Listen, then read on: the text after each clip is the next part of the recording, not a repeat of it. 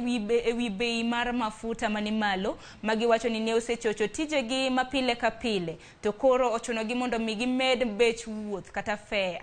Kane giloso e kaunti ma Siaya gilero ni uchumi ni malo ka bende oketho chuth garama mar dak ne jopiny duto. Sani gidwaro ni serikal manyien ma otelnegi gi William Ruto oneni bei mar mafuta odok piny kendo ochumi odok makare.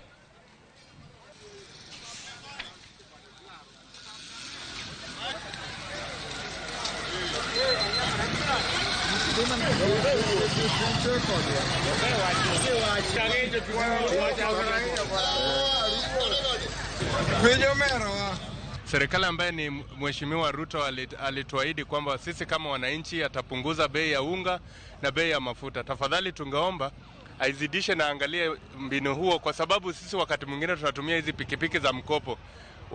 Watu ambao wametupatia pikipiki kwenye mkopo zitachukuliwa, na zikichukuliwa uende maisha hatutakimu maisha.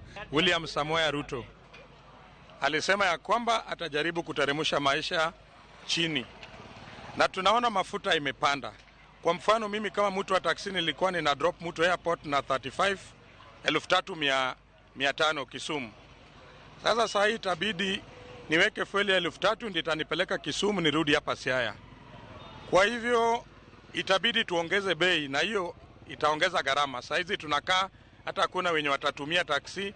Tunaona watu wanajifinya tu kwa hizi magari za barabara. Hakuna penye tutoa customer kutoka Lego mpaka Siaya na